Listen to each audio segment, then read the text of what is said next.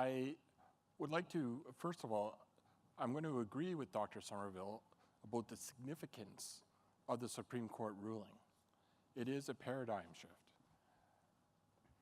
The ruling, affect, one way or another, every Canadian that is alive today, every Canadian that will ever live, and it's likely what we do here in Canada will be used in the developed world as a model as this issue spreads. And it is spreading. The UK is in a big debate about end-of-life issues at the moment, and Australia and New Zealand and so on. So this is a very important issue. It is something that I think the conservative movement should embrace. The Supreme Court has made a very conservative ruling. They have empowered the individual to make the best choices for themselves. A competent adult should be able to make the most important decisions in their life. And that is what the Supreme Court has said. That is a very conservative thing. Individual autonomy.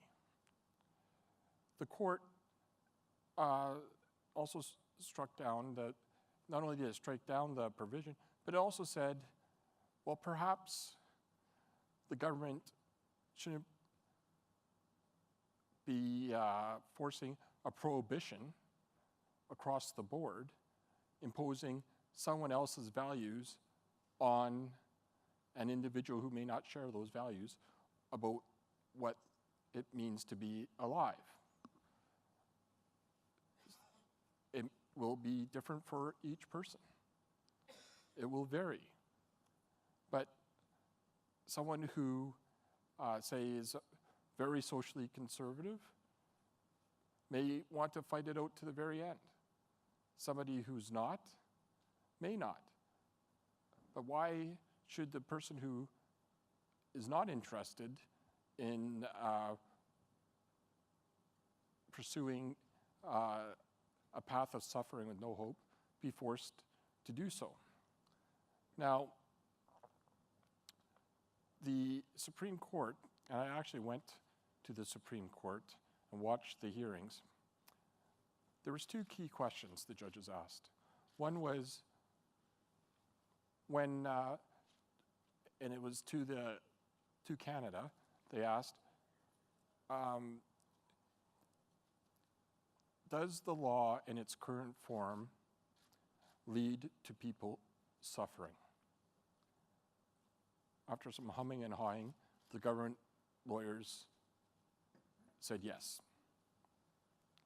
The second question they asked, does the current law lead to people ending their lives prematurely? The government of Canada said yes. Everything that we've talked about and heard about earlier has all been fleshed out at the Supreme Court and at a lower court decision in British Columbia. And I think when we talk about this, we need to look at it from the perspective of where do we go from here within the framework that the Supreme Court has provided. And I have some suggestions. But just before I get into that, I would like to just reflect on the fact that the Hippocratic Oath came up. And I actually read the Hippocratic Oath, the first one, which talks about God Apollo and serving a bunch of other demigods, and then it's actually a very chauvinistic piece of the original. Men only can be doctors and all this. So I didn't find that very useful. So I found a more modern version, and it comes from Tufts University, and it's used at most universities, I understand. And this came off the McGill website, you can check it. But it says doctors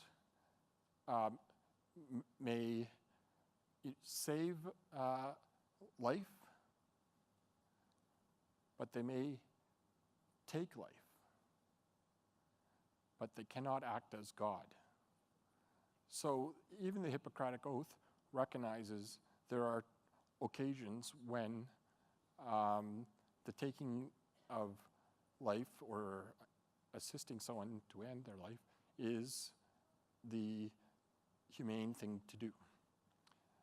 In regard to a physician's obligation, the courts were clear that no physician would ever be forced to provide physician-assisted death,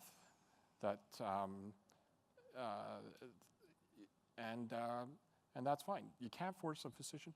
Even if you're a smoker, physicians can deny treatment for that reason. No one can force a doctor to take a patient. In regard to pain and suffering, Dr. Harvey outlined a lot of things that people experience that would be considered degrading. Bathing, washing, toileting, incontinence, pain, and there was a bunch of other things. Well, that's my life every day, and has been for 19 years. And I'm not advocating for assisted death because of those things. However, if I was in a situation, say like Sue Rodriguez, who had ALS, and at the end stages of ALS, you end up drowning in your own phlegm. That's what happens. I've been near that position after my accident. I was intubated, and my lungs had collapsed, and they sucked out the phlegm. But I was going to get better. But there was no amount of pain medication that could help deal with that. There is no way you can sleep when you're getting things taken out of your lungs. It is and plus the terror of, can you make it to the next breath? Now, I was going to get better, and I was 23. Now, if I was 93, I probably would not want to go through that. That's my decision. Maybe someone else would. But I want to be empowered to make those decisions.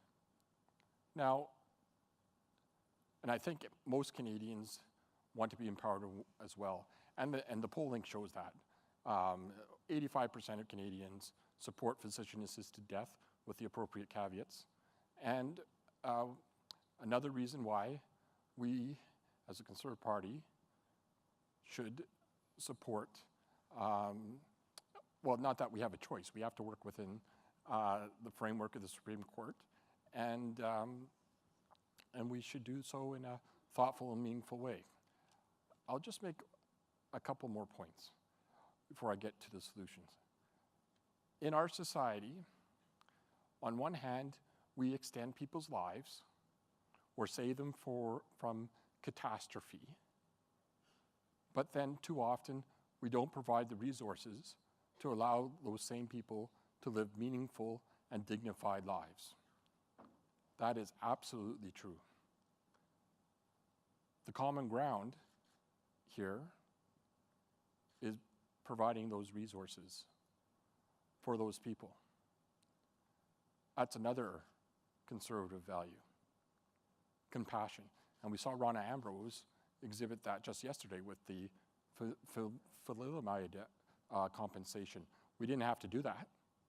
There's no legal obligation, but it was the right thing to do. And we need to work so that people are more likely to choose life over death. But there are situations where all the resources in the world cannot make an individual better. And pain can be managed, but in most situations, but not all. And I recently, well, certainly not 19 years ago, and I went through a thing 3 years ago, and nope, the breathing thing, they haven't solved that one. That one hurts. And again, I was going to get better, but going the other way, I wouldn't wish that on my worst enemy. The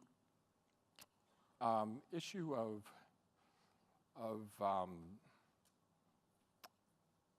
the disability community. Polls do show that the majority of persons with disabilities do support physician-assisted death, again with proper caveats, and it might be because of this.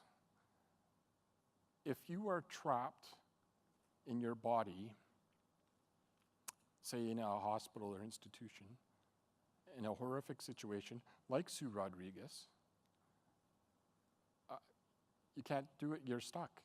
You're stuck to the bitter end. So if the choice is, and I'm a Christian, the choice is a living hell on earth or going to heaven, heaven sounds pretty good. The fact that we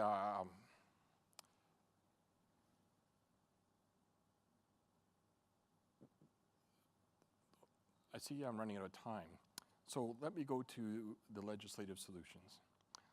I did bring forward 2 private members' bills over a year ago that stated, one was, under these circumstances, someone may be able to ask for physician-assisted death,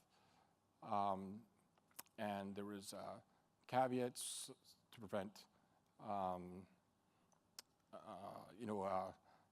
an institution from wanting, if they wanted bed 14 to be emptied, that they can't sort of say, okay, bed 14, we'll just knock that guy out. So there's caveats to deal with that kind of situation, but also from family pressures and so on. The key is that as much as possible, these decisions are made from fear or favor, and that it is a competent adult making the decision. So if you're under 18 and you want physician-assisted, nope. The Supreme Court decision doesn't allow for that. If you have dementia, no, it doesn't deal with that. If you have depression, nope, doesn't deal with that. It's you can't. Those are reasons why those situations cannot be used to make a request for physician-assisted death, because they are you're not a competent mind, obviously, if you have dementia. Now, the Supreme Court has heard all the arguments that we heard earlier today, and they basically threw out the section forbidding physician-assisted death, but they have given us a clear framework to work from. One legislative solution, and I don't necessarily advocate for this, is to do nothing and leave it up to the provinces, as Quebec has tried to do. The second one is to implement a wisely crafted private members bill, which is, I happen to know the presenter is open to amendments. And the second bill, by the way, would cause a public registry for best practices and keep track of what is going on, because I think a review after 5 years would be very reasonable. And the Supreme Court, actually, the wording in my private member's bill and the Supreme Court wording are very similar. The Supreme Court just substituted more complicated words in a few sections, but essentially they're the same. So you could go that route, or you can just just add something in the criminal code. Very simple. You could say assisted suicide must be conducted by a physician. The adult must be cognitive, and if these conditions aren't met, you go to jail for a very long time, and then leave it to the provinces and colleges to deal with. Yeah, I'm gonna Well, I'm getting the evil eye from Stella. Yes. And I can't see the clock. And but anyway. It's good that you can see that from over there. No, Thank you, can't, Steven. I can't see it. I just feel it.